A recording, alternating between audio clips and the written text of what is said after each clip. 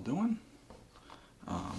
Today I am going to be reading to you the next part to the Past Never Ends story. If you missed the first part, the link is in the description. Also in the description is a link to the Google Docs page where you can go and read it yourself, and also offer comments, suggestions, edits, things that you might think might work a little better, or suggestions on where you think the story should go.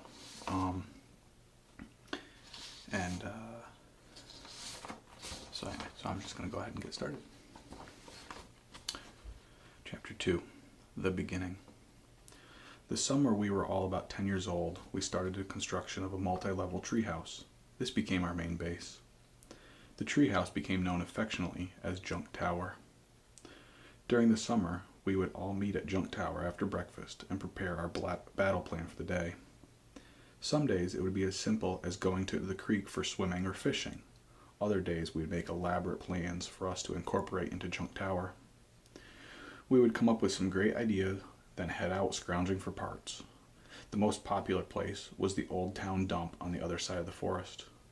We would start out looking for one thing, find interesting things that would change the plans. It was one of these days when my life became altered forever. It was like any other day in the dump. We were looking for pulleys and ropes to make a lift to haul things up into Junk Tower. We had started a pretty good pile of parts to take back with us, but were still lacking some crucial pieces.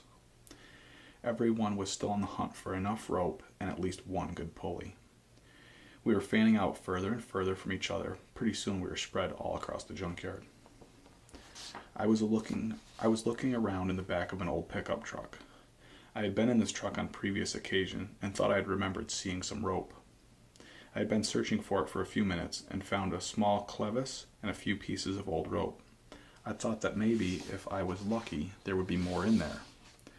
I was reaching down between a tire and a bucket and started brushing a pile of leaves out of the way. I was pretty sure I could see a pulley down in there. I turned my head and was stretching my arm as far as possible. My fingers were just brushing the pulley when something scratched the back of my hand. I must have passed out, because the next thing I remember was Frankie shaking me and yelling at me, "Billy, Billy, Billy, come on man, wake up." I was a little lightheaded, and Gary ran back to Junk Tower and brought me some water. While Gary was gone, the guys told me they were getting ready to head back to Junk Tower when they realized I was missing. They started looking for me, and it was about 15 minutes before they found me in the back of the truck. At first they thought I was dead. Then Bert noticed I was breathing. That is when Frankie jumped up in the truck and started shaking me. They all seemed a little worried. So I told them I didn't get much sleep the night before, and the sun was warm, so I must have fallen asleep. Gary got back with the water, and Frankie made me drink some. I said I was feeling fine, and we gathered up our parts, still with no pulley, and headed back towards Junk Tower. They all teased me for a while, and the day went on as usual. I waited until no one was looking and checked the back of my hand. There was a slight throb there that wouldn't let me forget what happened. There was a small bluish-gray spot with what looked like a small scratch in the center. It was a little sore to the touch, but otherwise it looked fine. I tried washing the bluish-gray off in the creek on the way back to Junk Tower, but it would not come off. To this day, I still don't know what it was. I still don't know why I was so quick to hide the fact that I got scratched. Any other time we got hurt, we showed it off to each other. But somehow I knew it needed to be kept from the others. The scratch and the bluish-gray around it were completely gone the next morning when I woke up. The next few days, nothing happened. But then I started noticing things. I started noticing things a lot more than usual. I started remembering the things I noticed. It wasn't much at first. I would notice little things, like when Frankie missed a hole when lacing up his roller skates, or how many times Gary would hit a nail to drive it in. Little odd things, but I would be able to recall them days and weeks later.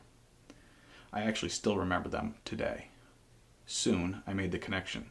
Somehow the scratch, sting, bite, or whatever it was, allowed me to be hyper-observant.